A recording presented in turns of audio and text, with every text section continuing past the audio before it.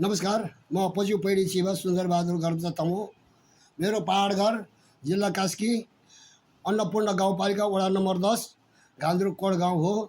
हाल म जिल्ला चितवन भरतपुर महानगरपालिका वडा नम्बर 10 नमुना टोलमा बसोबास गर्दछु। आज म तपाईहरूलाई हामी वनवादी तमुहरूले मृत संस्कारमा किन आला निर्माण गरी फहराउँछौँ भन्ने बारेमा प्रकाश पार्न खोज्दैछु। यो भिडियो हेरेर सुनेर बस्नुभएका सम्पूर्ण दर्शक तथा श्रोता महानुभावहरूमा सर्वप्रथम मेरो हार्दिक सजालो नमस्कार अनि अभिवादन स्वीकार्नुहोला। नेपाल बहुजाति बहुभाषी बहुधर्म बहुसंस्कृति भएको मुलुक हो। त्यही जसरी हामी वनवादी तमुहरूको केही र संस्कार र संस्कृतिमा पनि ठाउँ अनुसारको विविधता पाइन्छ, जसले जे जस्तो शास्त्र संस्कार र संस्कृति अपनाउँदा पनि एकले अर्काको सम्मान गर्नु पर्दछ। हामी यो आलाको निर्माणको थालनी कहाँबाट भयो त भनेर भन्नुपर्दा यो सियो ढोदी मायो ढौँ भन्ने ठाउँबाट यसको सुरु भएको हो। यो कसरी भयो त भनेर भन्नुपर्दा हामी थोरै पछिहरूले यो आला निर्माण गर्दा सिरा र छरा भन्ने दुईवटा अध्याय हामी वाचन गर्छौँ र तत्समयमा त्यहाँका बासिन्दाहरूले त्यहाँ एगेम र उगेम भन्ने दुईवटा बरा देवताहरू मान्ने तथा पुज्ने गरे अनुसार हामीले पनि यसको सिराको वाचन गर्ने क्रममा सर्वप्रथम छे छे एगेम्बर छे उगेम्बर छे छद्रा गोए गो पाढे धोए धो स्यार्जो कुए मे ढायो कुए धो। पाढे धोए धो नाम गरेको व्यक्ति एकजना व्यक्तिको, ढायो कुए धो नाम गरेको एकजना छोरी हुन्छ। त्यो छोरीको स्यार्जो कुए मेसँग विवाह गरी केही दिन त्यहाँ बस्छ। अनि तिनीहरू घोमा नासा खेप्ने नासा माग्ने त्यहाँबाट अनि उनीहरू सियो ढोरा च्योनीमा मायो ढोरा च्योनीमा होइमा थेरो च्योनीमा घ्योमा म्ररो च्योनीमा त्यहाँ हेर्न गएपछि उनीहरू म्रोसी कोरोने तेसी कोरोने छोरा घ्याराने छोमी घ्याराने खेतीपाती र व्यापार गर्छ र बस्छन्। यसरी बस्दा बस्दा उनीहरूकोमा सन्तान हुँदैन। त्यसपछि सेर्जो कुए मेले नावर नाजेको तपस्या गर्छ। उनको तपस्याको प्रभावले नावर नाजे देवता प्रकट भई अनि सोधनी हुन्छ र मलाई सन्तान चाहियो भनेर माग राख्दा तिमीबाट त हुँदैन, यद्यपि यो औषधि लगेर तिम्रो धर्मपत्नीलाई खुवाएमा अनि एउटा सरो जन्मन्छ कि भनेर औषधि दिनुहुन्छ र त्यो औषधि लिएर खुसीले गदगद हुँदै घर फर्कन्छ र आफ्नो श्रीमतीलाई ल यो औषधि खानु, तिमीले छ्यासे छ्याबा घुइसे घुइबा छोरो जन्मने छौ भनेर भन्दा अनि उनको धर्मपत्नी पाडे धोए धोले पनि औषधि खान खोज्दा औषधिको मात्रा अलि धेरै जस्तो लागेकोले 2 डोज बनाएर खान्छन्। औषधिको प्रभावले गर्भवती भई 9 महिनामा जुम्ल्या छोरो जन्मन्छ। अनि 9 दिनमा थोरै पछिलाई कृषि भयो टेसी भजे अनि निमन्त्रणा गरेर ल्याएर उनीहरूको जन्म सोचको शुद्धिकरण र जातकर्म अनि नामकरण हुन्छ। पहिलो जन्मेको छोराको नाम नलजेरो र पछि जन्मेको छोराको नाम बहादुर हो भनेर रहेछन्। यसरी समय बित्दै जान्छ अनि सेर्जो कुएमे र ढायो कुए धोको मृत्यु हुन्छ र त्यसपछि त्यो नलजेरो र भादोरोमा ब्रोसी र कोर्सिका तेसी न कोर्सिका छोरा घ्यार्सिका छोमी घ्यार्सिका आफ्नो पैतृक थलोमा उनीहरू खेतीपाती र व्यापार गरेर बस्दै बस्दा भादुरो अलि बदमास निस्कन्छ। गाउँलेहरूसँग जे पायो त्यो बोल्ने, जस्तो पायो त्यस्तो व्यवहार गर्न थाल्छन् र उसको त्यो व्यवहारले एकदम असह्य हुन्छ।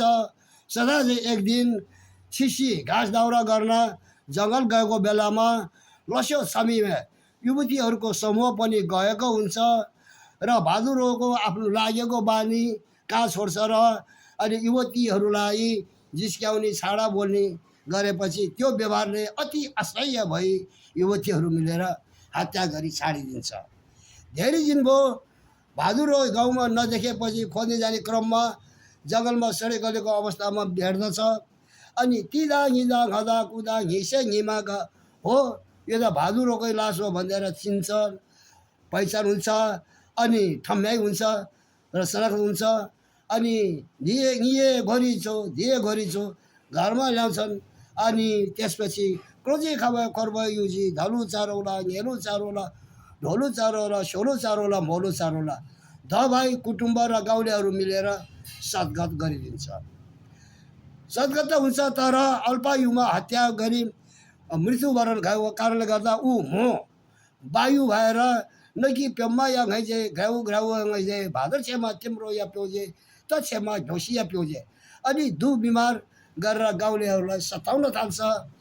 त्यो दुख बिमारपछि एक दिन गाउँको सहयोगी स्यार्मी चोलाई पठाएर थोक्रे पज्यूलाई क्रसी टेसी गरेर गाउँमा ल्याउँछन्। अनि थोक्रे पज्यूलाई ओइडाग्रे लदो मुदु झुरो जोखना हेरेर भनिदिनु पऱ्यो भनेर अनुरोध गर्दा थोक्रे पज्यूले पनि जोखना हेरी भन्नुहुन्छ, हेर यो भादुरो त वायु भएछ भएछ त्यस कारण तपाईँहरूलाई चाहिँ सताएको हो, त्यसो भने हामी के गरौँ त भनेर भन्दा यो भादुरोले जुन हाम्रो गुरुहरूको 8 पार्काको चक्र पुरा गरेको र आउँदो झ्याल्दी घ्यामा सिँगारको 8औं नक्षत्र अथवा तिखा नक्षत्र घ्याल्मुको दिन 8 हात लामो 8वटा आँखा भएको आला र 8 हात लामो सेतो कपडा ल आला बनाएर त्यसलाई फोरेमा यो तमाम समस्याहरू समाधान हुन्छ भने थोक्रे पछिबाट आज्ञा हुँदा उनीहरू मत लजे जत लजे सरसल्लाह गर्छन् र निश्चित हुन्छ। र तोके अनुसारको 8 हात लामो गाँठो भएको बाँस ल्याउँछन् अनि सेतो कपडा पनि त्यहाँ जुडाउँछन् अनि अन्य सामग्रीहरू पनि त्यहाँ ल्याएको हुन्छ। त्यसपछि त्यो सिँगारको पहिलो दिन अर्थात् 6औं नक्षत्र आराधना अथवा भ्रालको दिन थोक्रे पज्यूले आला त्यसै गरेर ठड्याउनुहुन्छ। अनि दोस्रो दिन अथवा 7औं नक्षत्र पुनर्वसु झ्याल्मोको दिन थोक्रे पज्यूले न कुनो बिमा कुमो खेदो बिमा भनेर भन्दाखेरि मृतकको दिवंगत आत्मालाई ल्याएर आराको टुप्पोमा राख्नुहुन्छ। अनि खेमो अनि त्यसपछि उसलाई सुनाउनु पर्ने अथवा भाषण गर्नुपर्ने सम्पूर्ण शास्त्रहरू भाषण गरेर श्रवण गराइदिनुहुन्छ। र राधो बिमा भनेर भन्दाखेरि पदु स्याबा ढोलक बजाइदिनुहुन्छ, मधु स्याबा भन्दाखेरि ट्याम्को पनि बजाइदिनुहुन्छ, हेरिका स्याबा ढ्याङ्ग्रो, सेल्जियो स्याबा भनेको झ्याली पनि बजाइदिनुहुन्छ। म्यादो बिमा म्यामो, सेदो बिमा सेमो। त्यसपछि गएर स्योकै स्योपा पनि त्यहाँ दिन हिँसाइदिनुहुन्छ। तेस्रो दिन तथा 8औं नक्षत्र तिख्या अथवा झ्याल्मोको दिन सर्वप्रथम थोक्रे पज्यूले दिवंगत आत्मालाई सताउने सम्पूर्ण म चाहिँ ऋषिहरूबाट छुटकारा दिई अनि दिवंगत आत्मालाई मुक्त अथवा पार्नुहुन्छ, स्वतन्त्रता बनाइदिनुहुन्छ। त्यसपछि गएर उसलाई सम्झाइ बुझाइ गर्ने काम हुन्छ। राज्यमा शासन गर्ने राजा पनि एक दिन मर्नुपर्छ। शास्त्र वाचन गर्ने पशु घ्याप्री र वनपो लामा पनि मर्नुपर्छ। सिँगार हेर्ने पैडी चिब पनि मर्नुपर्छ। औषधि मुलो गर्ने डाक्टर वैद्य पनि मर्नुपर्छ भने यो संसारको रीति एकपटक जन्मेपछि मर्नुपर्छ। तर तिमी एक्लै पनि मर्ने होइन, संसारको सबै मान्छेको त्यो नियम हो। तर कि भ्लग्रे आसिदो हेग्रे आमदो तर तिम्रो त्यो आत्मा भनेको कहिले पनि मर्दैन, यो अजर अमर छ। र त्यसैले तिमी यो फेरि लगे हिँ प्योर्नेलाई नुसी अब अनि एकबार घामले जुन उदा पनि अस्ताउँछ र फेरि उदाउँछ, त्यसरी हो फेरि तिमी पनि यसरी पुनर्जन्म हुन्छ। र त्यसैले तिमी यो आत्तिनु पर्ने, निरुत्साही हुनुपर्ने, डराउनु पर्ने केही कारण छैन भन्ने सम्झाइ बुझाइ गरिदिनुहुन्छ। त्यसपछि गएर आफ्नो घर परिवार, नातागोता, कुल कुटुम्ब, इष्टमित्र, गाउँलेहरू सबैसँग बिदाई गराइदिनुहुन्छ।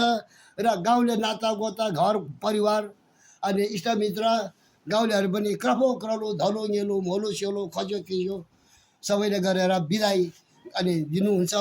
र त्यसपछि स्वर्ग यात्राको प्रारम्भमा छाले आओ म्रो नोबा आला झोये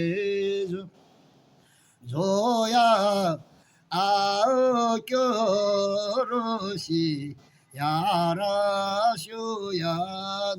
अनि यसरी आलाको टुप्पोबाट निकालेर क्रमशः ग्योलेछे भनेको आँगनमा, योग्रुमरा भनेको तगारो गेटमा हुँदै अनि क्रमशः मटुई सोझा फोमा पुग्नुहुन्छ।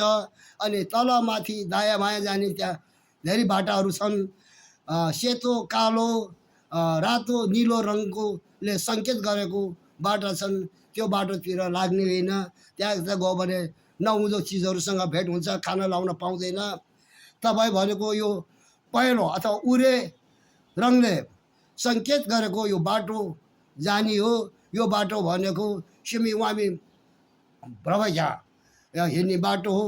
यो बाटो हुँदै तिदो सेदुए नस, घिदो भर्कोए नस, सोधो लौसरे नस, भिदो रामुए नस, हँदो तुङे नस, ढुदो झोकरबे नस, इदो लौसरे नस, प्रेदो लामे नस, कुदो तुङे नस, छेसु कुए हेदो खाना लाए फब्रो लामा मिए नस, आयमा उयमा झल्बगमे ढिमरा क्यौरगमे भैरो लदी झलबारा घिमो निदी झलबारा घिमो अझै खेदी झलबारा घिमो अझै माथि झलबारा घिमो क्याल्बी खोरी झलबारा घिमो पाल्बी खोरी झलबारा घिमो। यसरी शास्त्रीय भाषामा सोनास, गुरुङ भाषामा शिविनास र नेपालीमा स्वर्गमा पितृहरूसँग मिलन गराइदिइसकेपछि अनि क्रोले क्रोमरा भनेको त्यतातिर जुन जाने एउटा भर्याङ हो, लिग भर्याङ, त्यो पनि अनि उल्टाइदिनुहुन्छ। र मरा भनेको ढोका पनि लगाइदिनुहुन्छ। उहाँ भने त्यहाँबाट फर्केर आएपछि अनि यता जुन त्यो ठहराउनु भएको आला हो त्यो पनि निकालेर त्यो आँखा फोर्ने काट्ने गरेर त्यो काम गर्नुहुन्छ। र सेतो कपडा पनि निकाल्नुहुन्छ। र यसरी हामी यो सेतो कपडा नै रङको कपडा नै किन प्रयोग गर्छौँ भनेर भन्नुपर्दा, सेतो रङ भनेको देवतालाई मनपर्ने रङ हो। सेतो रङ भनेको शान्तिको प्रतीक हो। यसले गर्दाखेरि दिवंगत आत्मालाई एकदम शान्ति मिल्दछ भन्ने हाम्रो मूल्य र मान्यता विश्वास छ। किन सेतो रङमा झन्डा फहराएमा दिवंगत आत्मालाई यज्ञस्थलमा ल्याउँदा सङ्केतले आउने एकदम सहजता बनाउँछ। चारमा आयो जुन जीवित अतिथिहरू यज्ञस्थलमा आउनु पर्दा त्यो सेतो झन्डा फहराइराखेको देख्नु भएमा कार्यक्रम सुरुवात भई अझै समापन नभएको रहेछ भन्ने एउटा सङ्केत हुन्छ। र पाँचौँमा आयो मृतक यदि कुनै विविध किसिमका रोगहरूको कारणले मृत्यु गई सास फेर्दाखेरि जीवाणुहरू निस्केर छरिएको छ भनेदेखि सेतो कात्रो अथवा हामीले ढिकोइ भन्छौँ, त्यसले ढाकिदिएमा अरू काम गर्ने सहयोगीहरूलाई त्यो सेतो कपडाले गर्दाखेरि त्यो भाइरस अथवा जीवाणुहरू एकदम आकर्षित भएर त्यहीँ बाहिर चाहिँ निस्किएर छरिन पाउँदैन भन्ने मान्यता र विश्वास अनुसार हाम्रा पुर्खाहरूले यसरी सेतो रङको कपडा प्रयोग गर्नुभएको हो भन्ने यिनी जानकारीमूलक जानिदिँदै फेरि पनि म तपाईँहरू समक्ष यस्तै नयाँ कुराहरू लिएर आउने कबुल गर्दै अहिलेलाई भनेदेखि ओझेलमा पर्न चाहे।